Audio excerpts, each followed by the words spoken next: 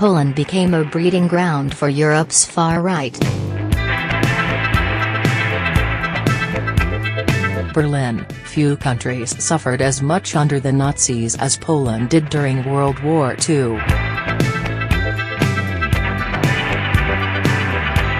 And yet, more than 70 years later, it has become a center on the continent for the far right, and liberal critics say the government isn't doing anything about it.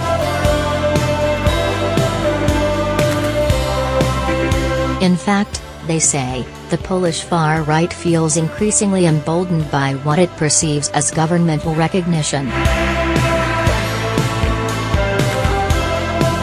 On Saturday, an estimated 60,000 people marched alongside ultranationalists and Nazis to mark the 99th anniversary of Polish independence. As my colleague Avi Selk summarized, some of the protesters carried banners and held up signs that had a clear far-right extremist message, including clean blood, as seen by Politico and White Europe, described by AP. The march was distinct from other European far-right events.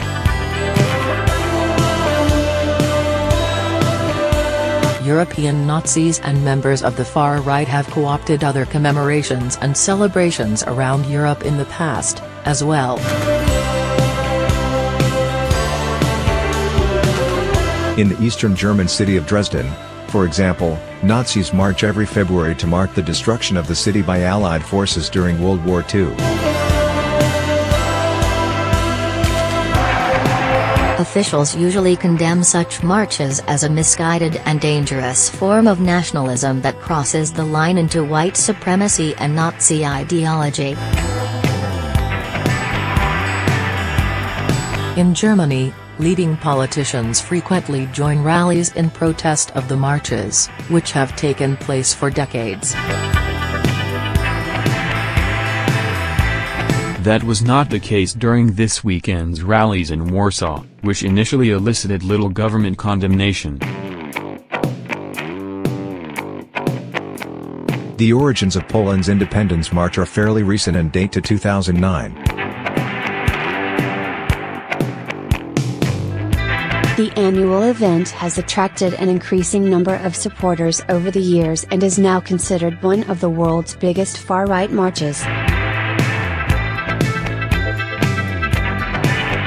It not only draws visitors from other Eastern European countries, where ultranationalist tendencies have become particularly pronounced since the 2015 refugee crisis, but also from Western Europe and the United States. Liberals allege government support for ultranationalists. Saturday's march was not organized or officially promoted by the governing right-wing Law and Justice Party.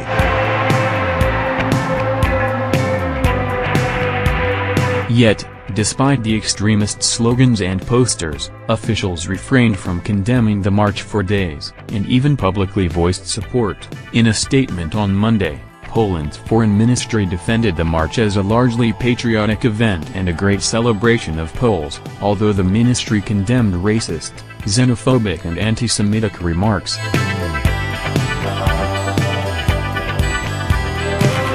The Interior Minister had previously called the rally a beautiful sight.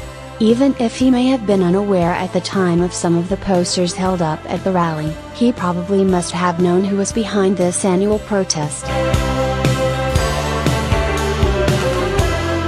The organizers include anti-Semitic and anti-Muslim radical groups such as the All Polish Youth and the National Radical Camp, according to the Associated Press.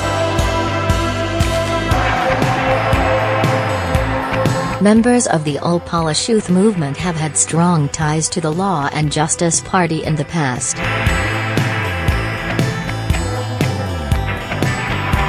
In 2006, the former chairman of the movement was named as Poland's vice prime minister. On social media, critics of the government accused the ruling party of trying to silence people opposed to ultranationalism, pointing to the arrests of counter-protesters on Saturday and the possible prosecution of a journalist who read out some of the extremist slogans on live TV. Of the 45 people arrested Saturday, none were far-right extremists. Only anti-fascist demonstrators were detained. The apparent tolerance shown for these purveyors of hate, and, let's be clear, that's exactly what they are, by some Polish government officials is particularly troubling, Agnieszka Markiewicz, director of the American Jewish Committee's Warsaw office, told the AP. The European Jewish Congress worried about the normalization of such protests and what it deemed an insufficient government response. Polish President Andrzej Duda, who has opposed law and justice proposals in the past and is not a member of the party, joined the chorus of critics on Monday, saying that there was no place in Poland for sick nationalism, xenophobia, and anti-Semitism. On Monday evening, the leader of the ruling Law and Justice Party, Jarosław Kaczyński, for the first time also acknowledged that some unfortunate incidents had taken place during the Saturday march, although he still described the issue as a marginal problem. The rally is only the most public indication of Poland's turn to the right. The government's stance fits into a broader pattern that has emerged in Poland over the past 2 years as it has abruptly shifted to the right. The country was still considered a post-communism success story and a robust democracy in 2015 when the Law and Justice Party swept into power after taking a decidedly anti-immigration stance and glorifying the country's history, while ignoring its darker aspects. To many observers, the far-right surge remains a mystery, given that Poland was doing well economically compared with other post-communist nations and was increasingly being considered a key member of the European Union and of NATO.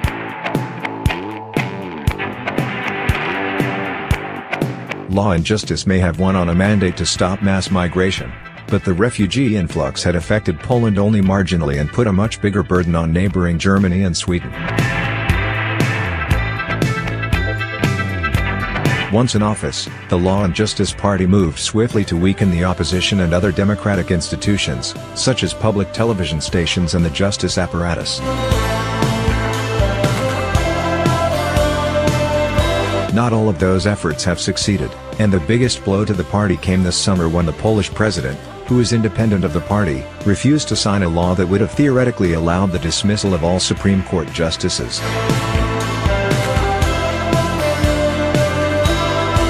The party has still managed to consolidate its power. More than 100 public TV employees resigned after the channel TVP Info was essentially turned into a government mouthpiece, and the country's ranking in the Freedom of the Press Index subsequently dropped to partly free this year.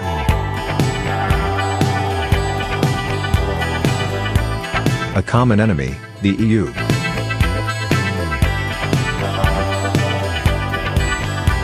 The Law and Justice Party has long expressed skepticism or outright hatred for the EU. As an organization that acts hierarchically above nation-states. Like other European right-wing parties, which view the EU as a liberal invention designed to weaken nation-states and national pride, it has criticized the EU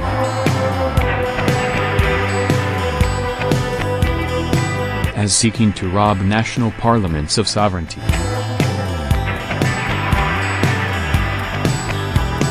Unlike most other right-wing parties in Europe, however, the more established and mainstream Law and Justice holds government powers. and it has found an EU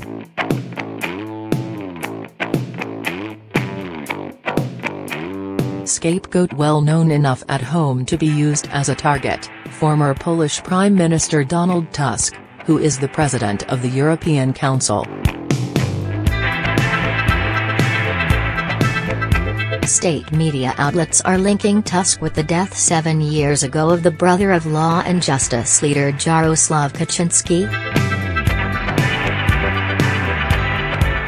There is no evidence to support the claims, and critics have accused the government of a smear campaign.